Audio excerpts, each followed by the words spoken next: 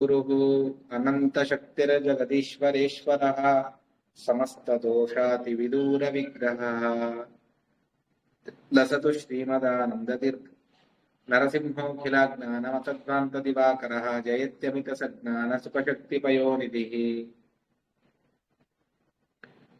कान्ताय कल्याणगुणैकधाम्नि नवद्युनाथप्रतिमप्रभाय नारायणायाखिलकारणाय श्रीप्राणनाथाय नमस्करोमि। लसतु श्रीमदानन्दतीर्थेन्दुर्नो हृदम्बरे यद्वचश्चन्द्रिका स्वान्तसन्तापं विनिकृन्तति। नमोऽस्तु तात्विका देवाः विष्णुभक्तिपरायणाः धर्ममार्गे प्रेरयन्तु भवन्तः सर्व एव हि। चित्रैः पदैश्च गम्भीरैः वाक्यैर्मानैरखण्डितैः गुरुभावं व्यञ्जयन्ति भाति श्रीजयतीर्थवाक्। नवमी न्यायसुधादिकृज्ये मुनीन् श्रीपादराट्सन्मणीन् व्यासार्यान् विविधागमब्धिविहरान् श्रीवादिराजानपि वन्देऽहं सवरान् रघुत्तमगुरून् वैदग्ध्यवानां निधीन् श्रीसत्यव्रतराघवेन्द्रमणिपान् सद्बोधसध्यानपान् सत्याभिनवजो वेदवेत्ता गुर्वर्पिता किरः सत्याधीशो वतुमां निर्जिता शेषमायभृत सत्यधीरकराब्जोत्तः ज्ञानवैराग्यसागरः सत्यज्ञानाख्यतरणिः स्वान्तध्वान्तं निकृन्ततु विद्यायां विबुधाचार्यं वेदज्ञानाब्धिचिन्तिरं दुर्मतध्वान्तमार्तण्डं सत्यध्यां मुनिं भजे। सत्याविघ्नकराब्जोत्तान् पञ्चाशद्वर्षपूजकान् सत्यप्रमोदतीर्थार्यान् नवमी न्यायसुधारतान् शास्त्रेषु पारदर्शकान् शास्त्रज्ञेषु च वत्सलं दीनभक्तोद्धारकरं सत्यात्मानं गुरुं भजे। विद्यापीठविधातारं विद्यावारिधिचिन्तनं विद्यार्थिवत्सलं वन्दे महामहिमसद्गुरुम्। आपादमौलिपर्यन्तं गुरूणामाकृतिं स्मरेत् तेन विघ्नाः प्रणश्यन्ति सिद्ध्यन्ति च मनोरथाः। श्रीगुरुभ्यो नमः। हरिः ओम्।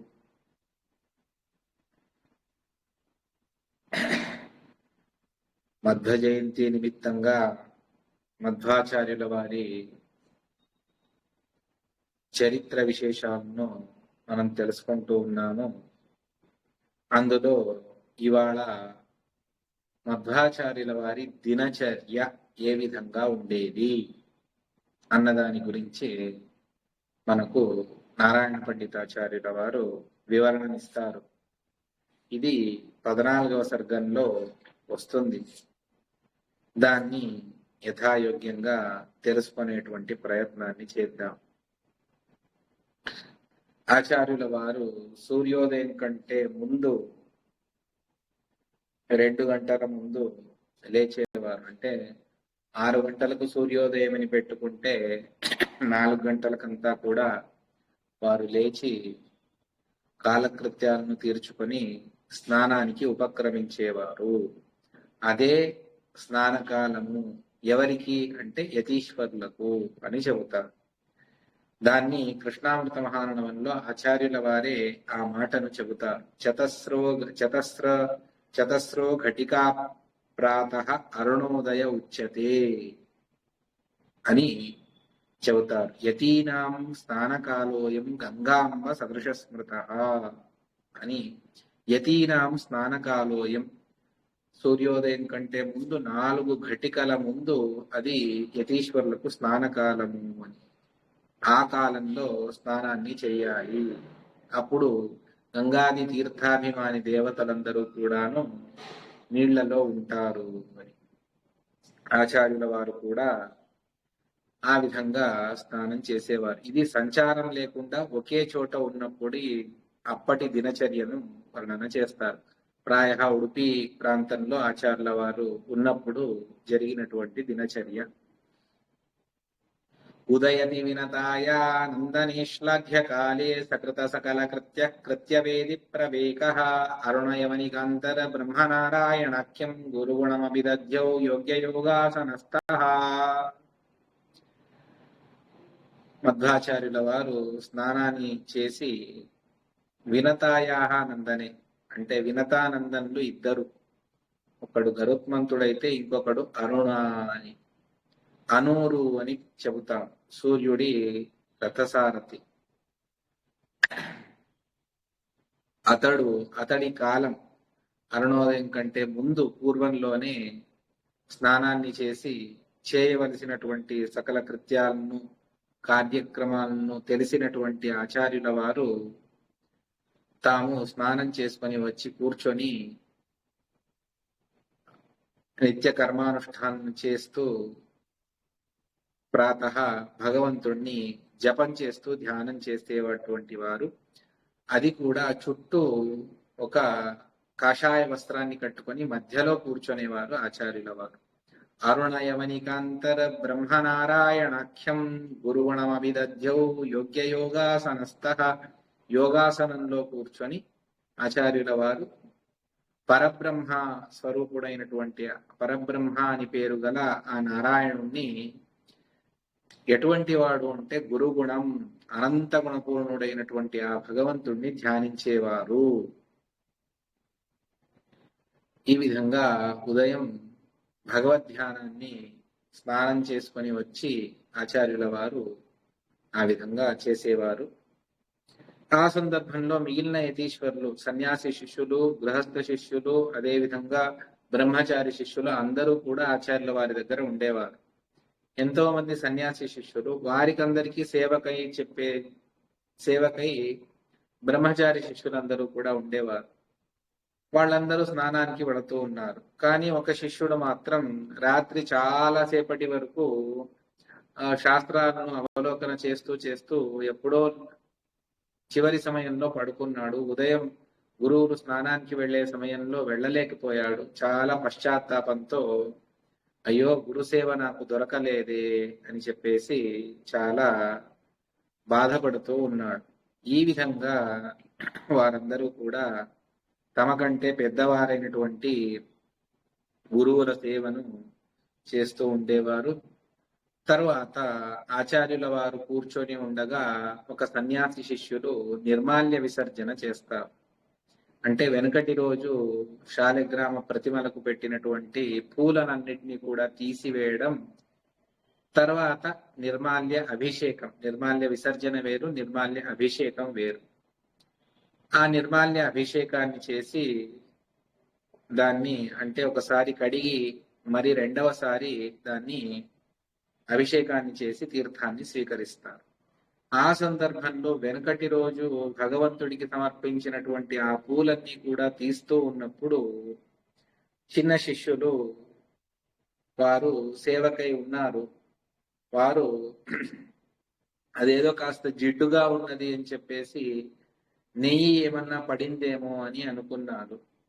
కానీ పెద్ద అంటే అర్థాత్ గురువులైనటువంటి సన్యాసి శిష్యులందరూ కూడా వారికి చెబుతారు. ఏమని అంటే అమృతమపి నిరీక్ష శ్రావి నిర్మాల్య సూనే ఘృతమిదమితి సద్యో భ్రాంతిమంతోపి శిష్యాః శ్రదదురధిక వాక్యై విభ్రమాస్తశ్చ పశ్చాత్ అనుదినమృతాన్నైస్తస్య సేవ్యస్య శక్త్యా. మధ్వాచార్యుల వారు భగవంతుడికి సమర్పించినటువంటి పూల ద్వారా అమృతం స్రవించేదట. అది నేయిలాగా ఉంటుంది అని ఇక్కడ చెబుతారు. శిష్యులకందరికీ కూడా అదే విధంగా భ్రాంతి కలిగింది. భ్రాంతిమంతోపి శిష్యాః, ఆ విధంగా భ్రాంతి కలిగినా కూడాను తర్వాత శ్రదదురధిక వాక్యై, తమ కంటే గొప్పవారైనటువంటి పెద్ద సన్యాసి శిష్యులు వాళ్ళందరూ కూడా చెప్పగా, ఓహో అంటే సాక్షాత్తు అమృతాన్ని సేవించేటువంటి దేవతలు కూడా వీరి సేవను చేస్తారు. అటువంటిది ఈ ఆచార్యుల వారు సమర్పణ చేసినటువంటి పూల ద్వారా ఆ భగవంతుడి ప్రతిమలకు, మూలరామాది ప్రతిమలు లేకపోతే సాలిగ్రామాది చెల్లు వాటికి సమర్పించినటువంటి ఆ పూల ద్వారా అమృతం స్రవించేదట. ఇది ఆచార్యుల వారి శిష్యుల సౌభాగ్యము అని. తర్వాత అందరూ కూడా నిర్మాల్య సూర్యోదయం కంటే కూడాను ముందే నిర్మాల్య విసర్జన అంతా చేసేసి సూర్యోదయం వరకు కూడా అందరూ కూడా తమ తమ అనుష్ఠానాన్ని, ఆచార్యుల వారు ఉపదేశించినటువంటి మంత్రాలు లేకపోతే గృహస్థులకు విహితమైనటువంటి హోమాది కార్యములు అన్నీ కూడా చేసేవారు. ఆ సందర్భంలో వాళ్లకు సూర్యోదయమే అంటే ఆ సూర్యుడి వెలుతురు, ఆ నీడ అవన్నీ కూడా వారికి ఉపకారాన్ని చేసేవాట. సూర్యుడు ఒక విధమైనటువంటి ఉపకారాన్ని చేసేవాట. అందరూ ఒక్కొక్క చోట ఒక్కొక్కరు కూర్చొని సాధన చేసుకుంటూ ఉన్నారు. ఆ సందర్భంలో నీడను చూసి వాళ్ళు తెలుసుకునేవారు. ఇక్కడి వరకు నీడ వచ్చింది అంటే ఇక ఆచార్యుల వారు పాఠానికి సిద్ధమవుతూ ఉన్నారు, మనం వెళ్ళాలి. సమయమున్నతం సంవేదయంతో వయస్యా ఇవ దశశతకేతో కేతవశ్రావకాణాం. ఆ శిష్యులకు సూర్యుడు సూచన చేస్తూ ఉన్నాడు. ఒక మిత్రుడు మరొక తన మిత్రుడికి చెప్తాడు కదా, అరే సమయం అవుతూ ఉన్నది, మనం వెళ్ళాలి అని. ఆ విధంగా ఇక్కడ వేరే ఎవరో కాదు, సూర్యుడే వారికి సూచిస్తూ ఇక శ్రవణాది కార్యములను చేయాలి, ఇక అనుష్ఠానం చాలు అని చెప్పేసి సూర్యుడు సూచిస్తున్నట్టుగా ఉన్నది. వాళ్ళందరూ కూడా యోగపీఠం ఎక్కడైతే ఆచార్యుల వారు పాఠాన్ని చెబుతారో అక్కడికి అందరూ కూడా పెద్దవారు, శ్రేష్టమైనటువంటి శిష్యులు, పద్మనాభ తీర్థాదులందరూ కూడా ముందు కూర్చునేవారు. దాని తర్వాత వెనకటికి చిన్న శిష్యులు, తర్వాత గృహస్థ శిష్యులు, బ్రహ్మచారి శిష్యులు అందరూ ఒక్కొక్క వైపు ఒక్కొక్కరు అందరూ కూర్చొని ఆచార్యుల వారి ముఖగమనం నుండి వచ్చేటువంటి దివ్యమైనటువంటి శాస్త్ర పాఠాలను వారు వినేవారు. ఈ విధంగా ఉండేది.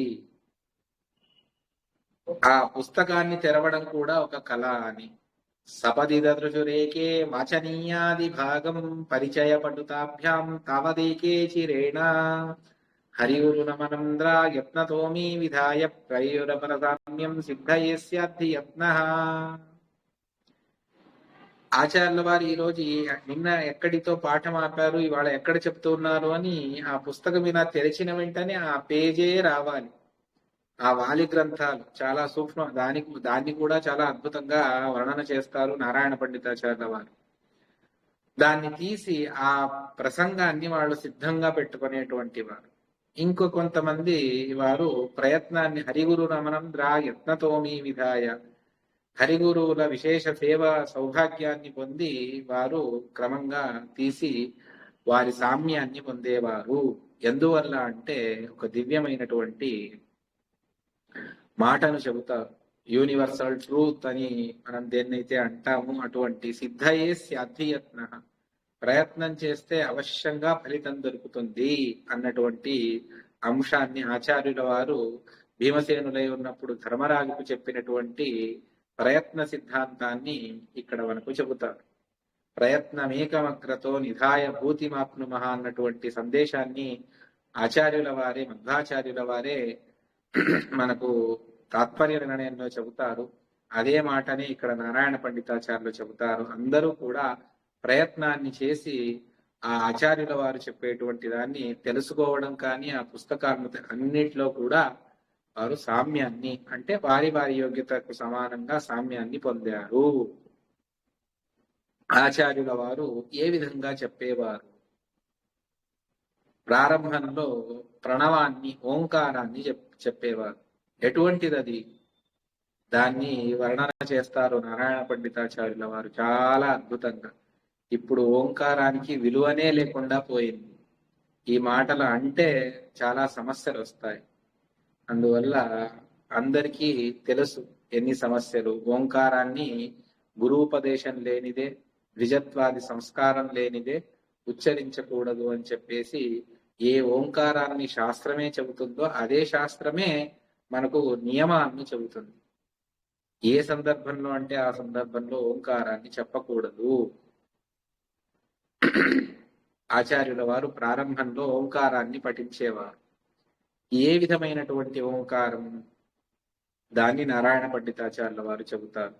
త్రిభువనవర తేజో వ్యక్త వేదార్థ శుక్ల త్రితయరసతయాయే వర్ణితావరణవర్యాః పృథుమతిరతేషామైక్యమాపాద్య సమ్యక్ ప్రవచన పరిశుద్ధై స్మ ప్రణోతి ప్రవీణ. సమర్థులైనటువంటి ఆచార్యుల వారు ప్రవచన పరిశుద్ధి కొరకు శిష్యులకు తాము చెప్పింది సరిగా అర్థం కావాలి అన్నటువంటి ఉద్దేశంతో మొట్టమొదట ప్రణవాన్ని చెప్పేవారు.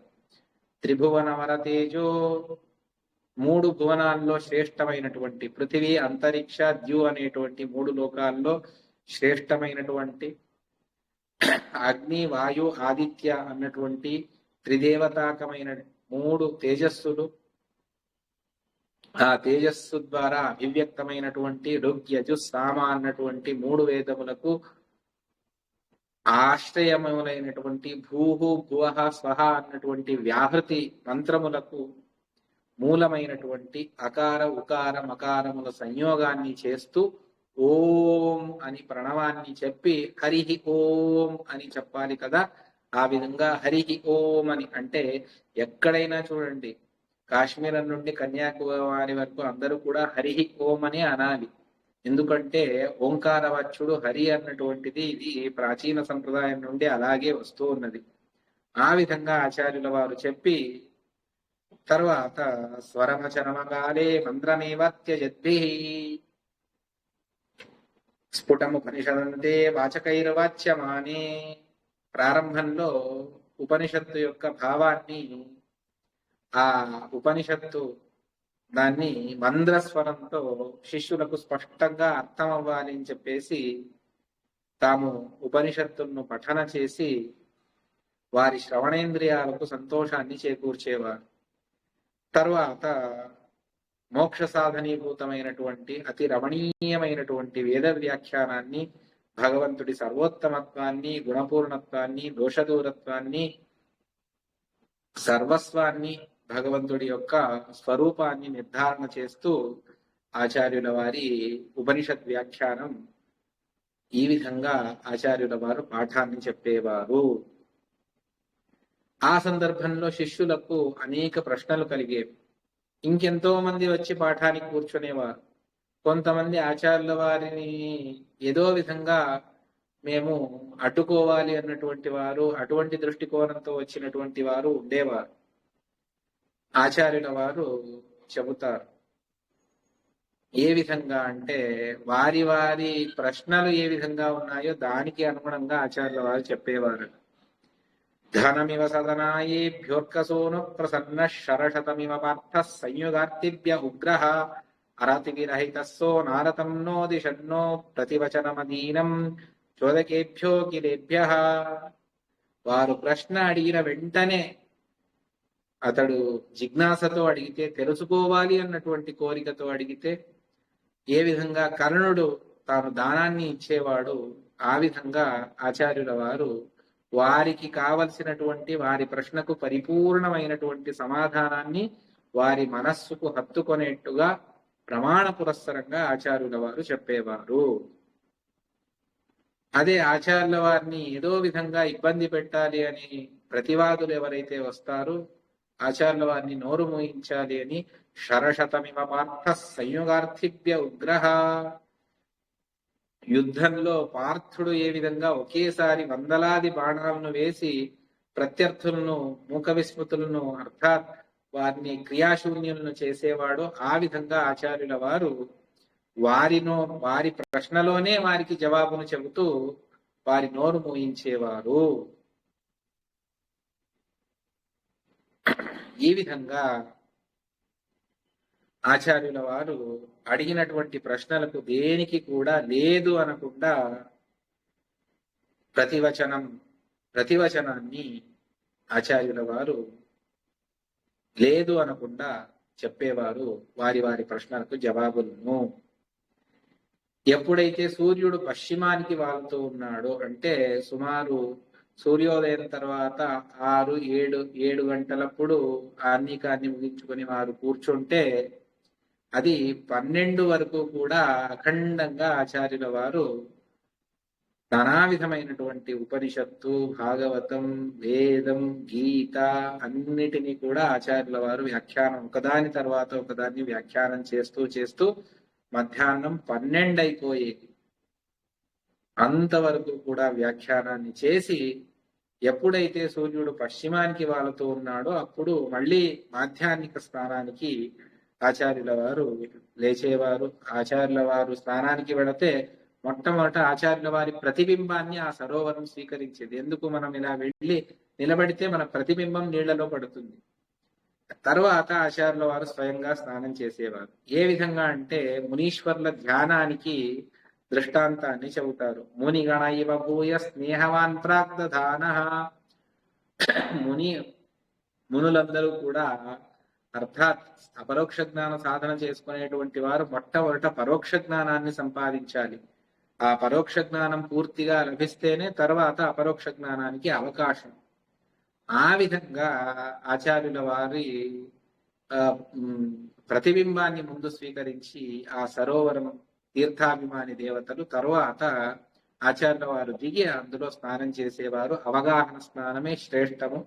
ఆ విధంగా ఆచార్యుల వారు చేసేవారు. తర్వాత అక్కడే ఈ పెట్టెలో తెచ్చినటువంటి శాలిగ్రామ శిలాదులన్నిటికీ కూడా అభిషేకాన్ని ఒకసారి చేసుకొని తీసుకొని వెళ్ళేవారు. అభిదదతి మునీంద్ర ద్వాదశాబ్దోపవాసా ప్రతిమ ఫలమలం యత్ సేవనం భక్తియుక్తం అధికమమన నద్యాప్లవాదన్యమాన్యానభిపదలవబోధో విష్ణుపాదోదకం తత్. 12 సంవత్సరాలు ఉపవాసం చేస్తే ఏ ఫలితం రావాలో అటువంటిది శాలిగ్రామ తీర్థానికి అభిషేకాన్ని చేసి దాన్ని ఒక్కసారి స్వీకరిస్తుంది. అర్థాత్ ఆ తీర్థాన్ని స్వీకరిస్తే దానికంటే అధికమైనటువంటి ఫలితం వస్తుంది అని. దీని భావప్రకాశికలో తీర్థ మహాత్మ్యాన్ని చెబుతూ నారాయణ పండితాచార్యుల వారు స్వయంగా దీనికి వ్యాఖ్యానాన్ని చేస్తారు. త్రిరాత్ర ఫలదానద్యా యాక్కాశ్చిద్ అసముద్రగాః సముద్రగాస్తు పక్షస్య మాసస్య సరితాంపతి షణ్మాసా ఫలదా గోదా వత్సరస్య తు జాహ్నవి ద్వాదశాబ్దోపవాసస్య విష్ణుపాదోద సేవనం యాని కాని చ తీర్థాని బ్రహ్మాండాంతర్గతాని చ విష్ణుపాదోదకస్యైతే కలాం నారాంతి షోడశి.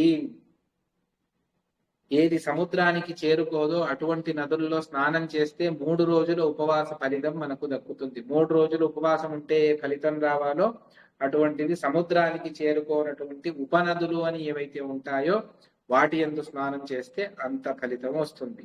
సముద్రానికి చేరుకునేటువంటి నదుల్లో స్నానం చేస్తే 15 రోజుల ఫలితం, ఉపవాస ఫలితం. సముద్రంలో స్నానం చేస్తే 1 నెల ఉపవాసం చేస్తే ఫలితం ఏదైతే ఉందో అది. అదే గోదావరి నదిలో స్నానం చేస్తే 6 మాసాల ఉపవాస ఫలితం లభిస్తుంది. అదే జాహ్నవి గంగలో స్నానం చేస్తే సంవత్సర ఉపవాస ఫలితం. దానికంటే అత్యధికమైనటువంటిది ద్వాదశాబ్దోపవాసం. అటువంటి ద్వాదశాబ్దోపవాసం కంటే మిక్కిలి అయినటువంటిది శాలిగ్రామ తీర్థము.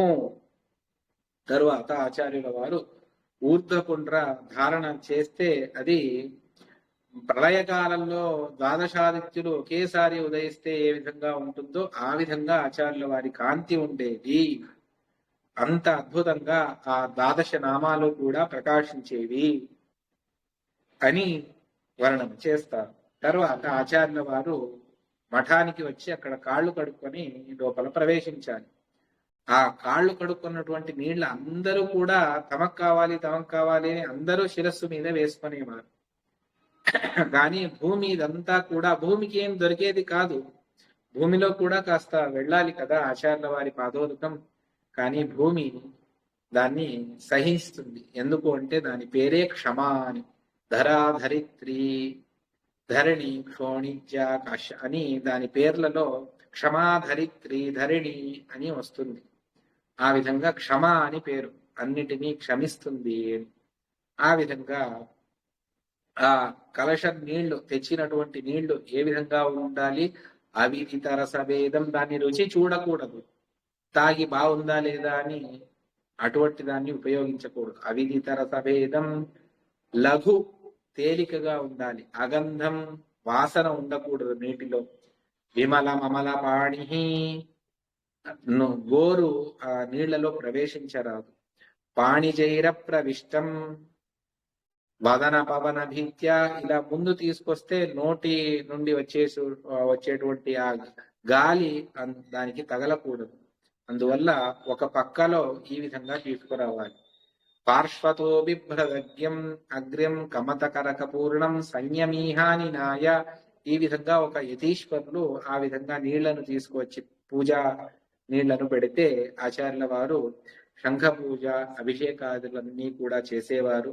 తర్వాత విమలమలయజంబో బిందుభిశ్చర్చితార్చో నవలలిత తులస్యా పుష్పరాజ్యార్చయత్సః స్థలజ జలజ వల్లీ వృక్షవీరుత్సమస్త ప్రసవ విజయలక్ష్మ్యా మూర్త ఏవేందిరేశం. చందన బిందువులతో విమల మలయజాంబో బిందుభిశ్చర్చితాక్షో నవలలిత తులస్య. కోమలమైనటువంటి తులసీ దళాలను గంధంతో సహా భగవంతుడికి సమర్పణ చేసేవారు. గంధాన్ని అలాగే పెట్టకూడదు, తులసి సహితంగానే గంధాన్ని భగవంతుడికి సమర్పణ చేయాలి. అదేవిధంగా భూమి పైన, నీళ్లలో, చెట్లలో, తీగలలో ఉన్నటువంటి యోగ్యమైనటువంటి పూలను అన్నిటినీ కూడా తీసుకువచ్చేవారు శిష్యులు. అటువంటి అద్భుతమైనటువంటి పుష్పాలతో భగవంతుణ్ణి తాము ఆరాధించేవారు.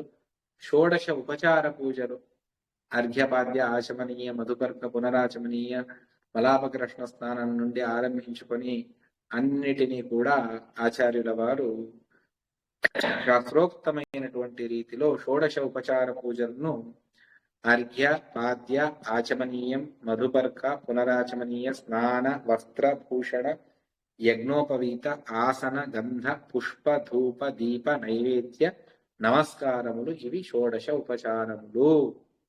ఇటువంటి షోడశ ఉపచారములను ఆచార్యుల వారు సదతదికబోధ షోడశాస్త్రోపచారాన్ వ్యరహయద గుణం వా త్రింశదాగ పురోగాన్ అగణిత గుణముచ్చై స్తోషయన్ శాంగపాణిం షడపి పరమభక్త్యానుపచారాందిదేశ. ఈ విధంగా ఆచార్యుల వారు షోడశ ఉపచార పూజలను అనంత గుణపూర్ణుడైనటువంటి భగవంతుడికి తాము శాంగపాణి అతడిని సంతోషపరుస్తూ ఆచార్యుల వారు ద్వాత్రింశద అపరాధములను, వారికి అపరాధములే లేవు, దోషములే లేవు, అయినా కూడా వారు వాటినంతా కూడా చేసి 6 అనూపచారములు అని చెబుతారు.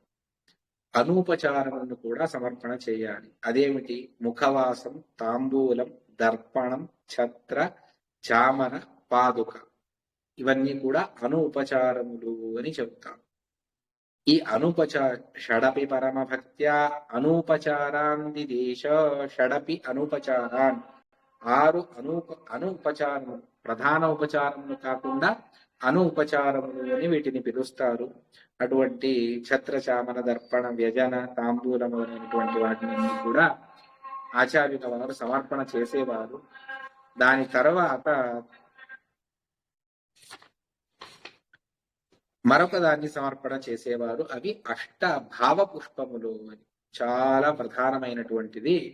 ఆచార్యుల వారి తంత్రసారంలో వస్తుంది. ఇక్కడ కూడా దాన్ని వర్ణన చేస్తారు. తమరుణమణివర్ణం దివ్యదేహాఖ్యగేహే స్నబితమతి పృతోషద్ధానదీ చిత్తవర్భి నను సయజతి నిత్యం హృత్సరోజా సమస్తం నతు సుకృతి పుష్పైరష్టభిర్భావ పుష్పై. ఆచార్యుల వారు బాహ్య పూజను ఒకసారి చేస్తారు అని శిష్యులందరూ అనుకుంటూ ఉండగా తమ శరీరమే ఒక దివ్యమైనటువంటి మందిరం. అక్కడ విశాలమైనటువంటి శ్రద్ధ అనేటువంటి ఆస్తిక్య బుద్ధి అన్నటువంటి నది, ఆ నది చిత్త మనస్సుతో ఆ జలంతో అభిషేకాన్ని చేసేవారు. ఆ హృదయ కమలంలో ఉన్నటువంటి బింబరూపి భగవంతుడికి తాము అష్టభావ పుష్పాలను, బయట అయితే బయటి పుష్పాలను మనం సమర్పించవచ్చు. వాసన ఉన్నటువంటి పూలనే భగవంతుడికి సమర్పణ చేయాలి. నిషిద్ధమైనటువంటి పూలను, ఘోర క్రూరమైనటువంటి పూలను భగవంతుడికి సమర్పణ చెయ్యరాదు. తర్వాత ఈ 8 భావ పుష్పాలను సమర్పణ చేసేవారు. ఏమిటా 8 భావ పుష్పాలు అంటే దాన్ని భావప్రకాశికలో చెబుతారు. అహింసా ప్రథమం పుష్పం, పుష్పమింద్రియ నిగ్రహ, సర్వభూత దయా పుష్పం, క్షమా పుష్పం విశిష్యతే, జ్ఞాన పుష్పం, తప పుష్పం, ధ్యాన పుష్పం తు సప్తమం, సత్యం చైవాష్టమం పుష్పం, ఏభిస్తుష్యతి కేశవ అని దాన్ని చెబుతారు. అహింస, ఎవరిని హింసించకూడదు, ఇదే ఒక భావ పుష్పం. అంటే మానసికమైనటువంటి వృత్తులు అని వీటిని పిలుస్తాం. అహింస. రెండవది ఇంద్రియ నిగ్రహం. మూడవది సర్వభూత దయ, అందరి మీద దయను కలిగి ఉండటం. క్షమాపుష్పం, పెద్దవారు ఏమైనా అనరానిది అంటే కూడాను దాన్ని మనం సహించుకోవడం. తర్వాత జ్ఞాన పుష్పం, చిన్నవారు తప్పు చేస్తే దాన్ని లెక్క చేయకుండా పోనీలే అని ఉద్దేశపూర్వకంగానే చేస్తే అప్పుడు వేరు. అలా కాకుండా తెలియకుండా తప్పు చేస్తే దాన్ని మన్నించి వదిలిపెట్టాలి. అది క్షమాపుష్పం. జ్ఞాన పుష్పం, నిరంతరంగా శాస్త్రాలను అధ్యయనం చేస్తూ జ్ఞానాన్ని కలిగి ఉండడం ఏదైతే ఉన్నదో అది జ్ఞాన పుష్పం. లేకపోతే మనం తెలుసుకున్నటువంటి దాన్ని భగవంతుడికి సమర్పణ చేయడం, ఇది జ్ఞాన పుష్పం. తపఃపుష్పం, ఏకాదశ్యాది ఉపవాసములు, లేకపోతే జపహోమాది తపస్సులు. ధ్యాన పుష్పం, భగవంతుడిని ధ్యానించడం, అద్భుతమైనటువంటి భగవంతుడి రూపాన్ని ధ్యానం చేసి దాన్ని.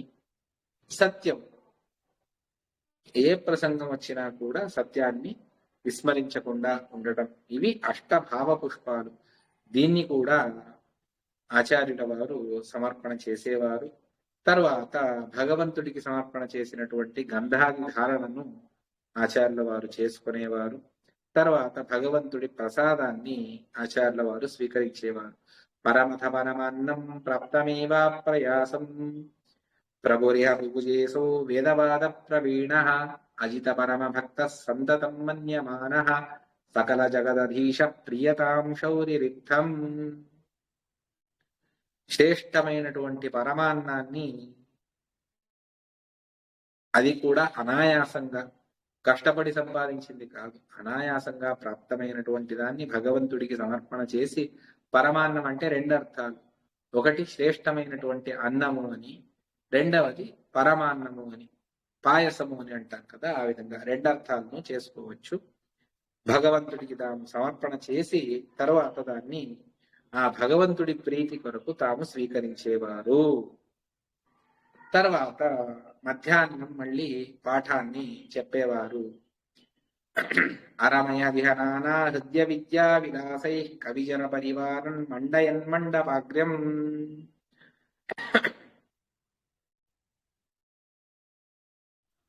శ్రేష్టమైనటువంటి ఆసనంలో కూర్చొని ఆ పండిత మండలికి సంతోషాన్ని చేకూర్చేటువంటి, కవిజనులకు సంతోషాన్ని, నానా విధమైనటువంటి భగవంతుడి చరిత్రను చెప్పేటువంటి శ్లోకాలను, అప్పటికప్పుడు గానాన్ని, ఏది కావాలంటే నానా విధమైనటువంటి ఛందస్సుల్లో ఏది కావాలంటే అది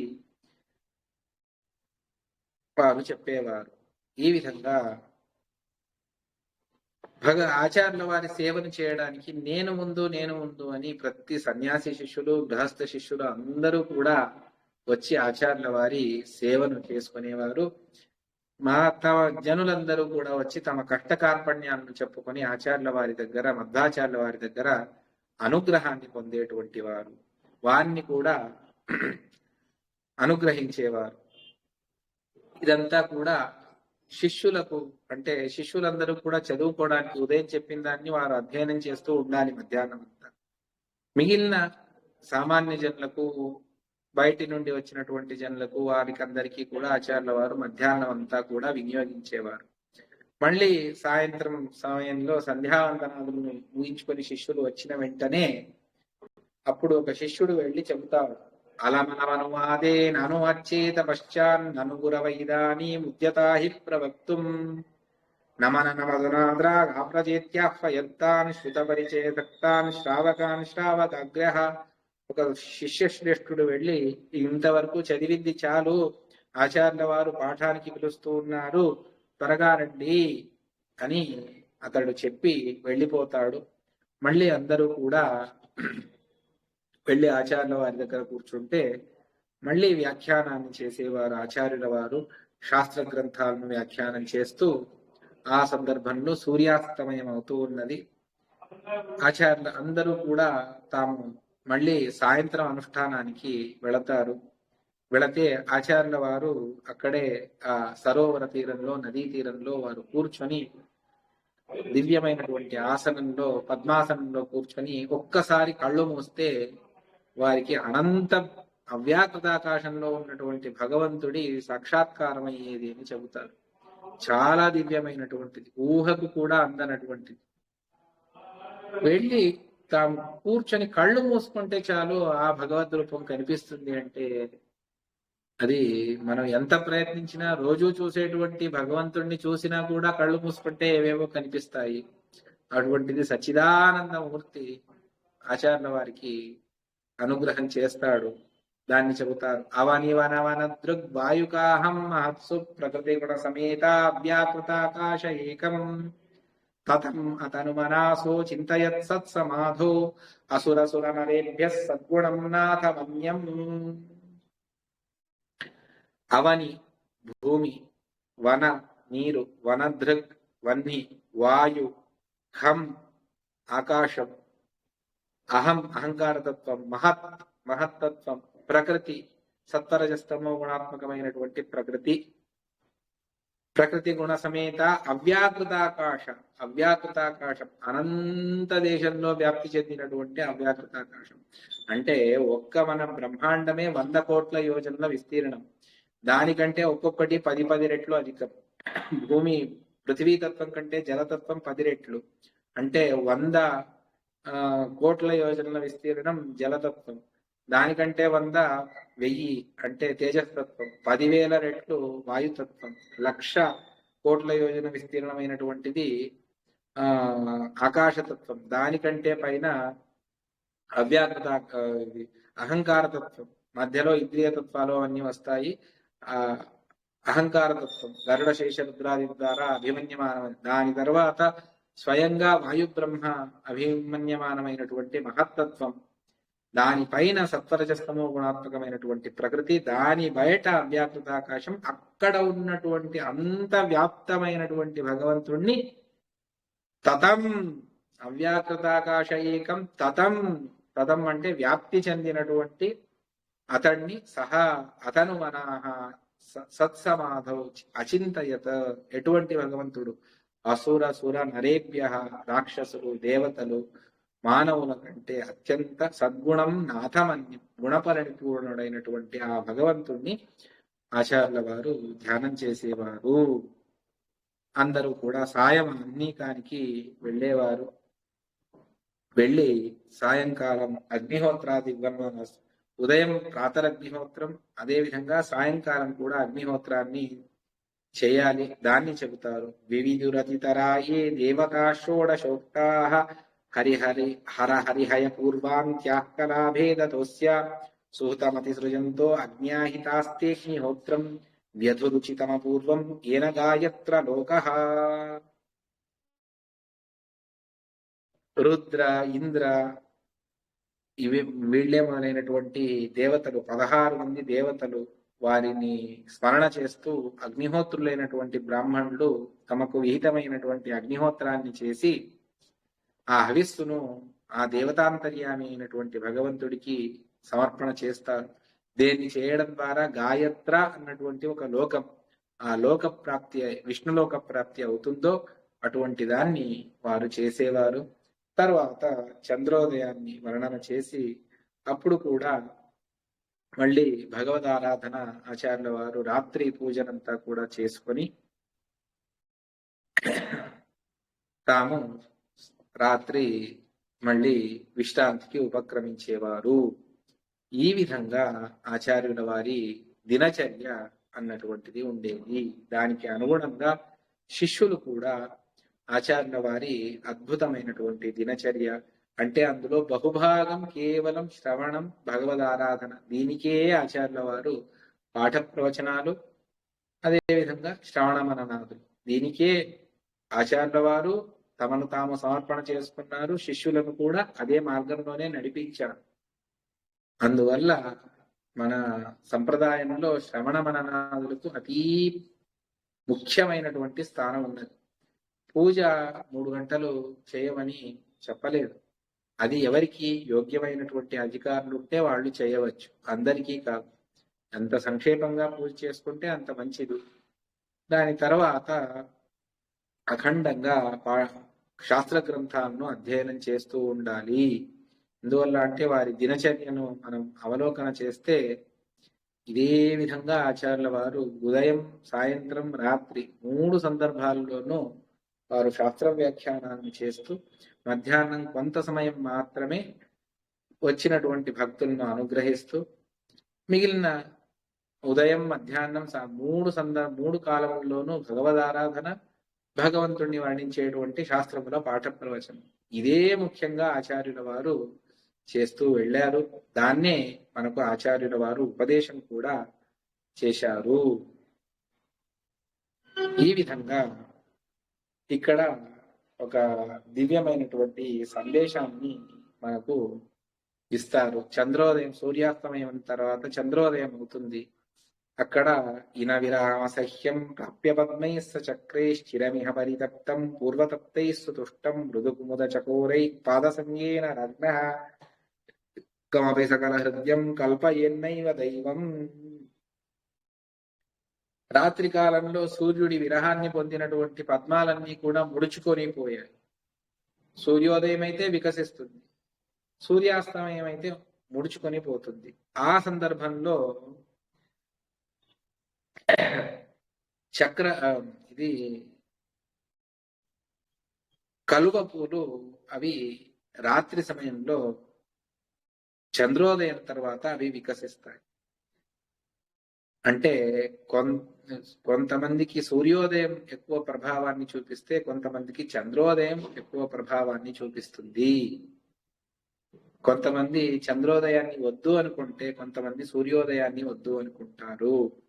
లోకమే విచిత్రం ఈ విధంగా ఉన్నది. భగవంతుడు కూడా దాన్ని, ఆ సూక్తిని చాలా అద్భుతంగా చెప్తారు. ఇటువంటి సూక్తులు కూడా మధ్వ విజయంలో చాలా ఉన్నాయి. వాటిని తెలుసుకోవడానికి ఒక ప్రత్యేక ప్రవచనాన్ని మనం ఏర్పాటు చేసుకోవాలి. కమపి సకల హృదయం కల్పయేన్ నైవ దైవం. అందరికీ ఆమోదయోగ్యమైనటువంటి ఒక్క వస్తువును కూడా భగవంతుడు సృష్టించలేదు లోకంలో. అందరికీ ఇది కావాలి అన్నటువంటిది ఒక్కటి కూడా లేదు.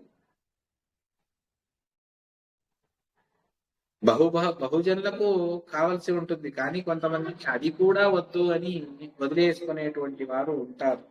తమపి సకల హృదయం, సకల జనులకు మనోహరమైనటువంటి కమపి ఏ ఒక్క వస్తువును కూడా హృదయం మనోహరమైనటువంటి దాన్ని దైవం నకల్పయేత, భగవంతుడు అటువంటి దాన్ని సృష్టించడు. సకల ప్రాణులకు ఉపయుక్తమైనటువంటి ఒకటి ఉన్నది అని ఎప్పటికీ అవ్వదు. ఈ విధంగానే భగవంతుడి సృష్టి ఉన్నది అని పద్మములు, కలువ రెండింటిని దృష్టాంతంగా చెబుతూ దీని ద్వారా మిగిలిన దృష్టాంతాలను మీరు తెలుసుకోవచ్చు అని చెప్పేసి ఆచార్యుల వారు అర్థాత్ నారాయణ పండితాచార్యుల వారు చెబుతూ ఈ విధంగా ఆచార్యుల వారి దినచర్యం ఉండేది. ఆచార్యుల వారి ప్రవచనం ఎలా ఉండేది దాన్ని ఒక శ్లోకంలో చెప్పేస్తారు. చివరి శ్లోకంలో గోభిస్తమాంస్యపనయం గదితం ప్రజానామర్థం ధనం స భగవాన్ ప్రకటీచకార సానంద చిద్గుణగణం పరిపూర్ణ సంవిచ్చంద్రస్తు శబ్ద గుణ నిత్యయమేవ భేదః.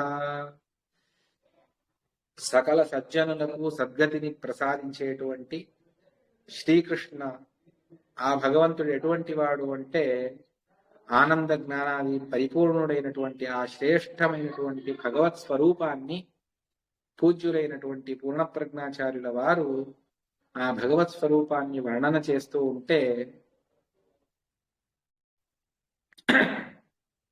చంద్ర ఉదయ సందర్భంలో చంద్రుడు వెన్నెలను ప్రసాదించి చీకటిని పోగొడతాడు. ఆ విధంగా అతడు బాహ్య ప్రకాశాన్ని ఇస్తూ చీకటిని పోగొడితే ఆచార్యుల వారు భగవత్ స్వరూపాన్ని వర్ణన చేస్తూ ఆంతరికమైనటువంటి అంధకారాన్ని దూరం చేశారు. ఈ విధంగా ఆచార్యుల వారి ప్రవచన సారం శిష్యులందరూ కూడా తెలుసుకున్నారు అని చెబుతూ మధ్య మధ్యలో అనేక వర్ణనలు కూడా చాలా ఉన్నాయి. వాటిని వదిలిపెట్టి ప్రధానమైనటువంటి దినచర్య ఏమిటి అన్నటువంటిది మాత్రమే ఇక్కడ చెప్పడం జరిగింది. దీని ద్వారా హరిగురువులు ప్రీతులై మమ్మల్ని అనుగ్రహించని చెప్పేసి, ఇంకా ఆచార్యుల వారి దేశ దిగ్విజయం, వాద వైఖరి, వారు సంచరించినటువంటి తీర్థక్షేత్రాలు, ఈ విధంగా చాలా ఉన్నాయి తెలుసుకోవలసినటువంటి విషయాలు. కాలాంతరంలో మళ్ళీ మధ్వాచార్యుల వారు అనుగ్రహం చేస్తే దాన్ని తెలుసుకుందామని చెబుతూ శ్రీకృష్ణార్పణమస్తు. కాయేన వాచా మనసా ఇంద్రియైర్వా బుద్ధ్యాత్మనా వా అనుసృత స్వభావం కరోమి యద్యత్ సకలం పరస్మై నారాయణాయేతి సమర్పయామి. శ్రీకృష్ణార్పణమస్తు. హరి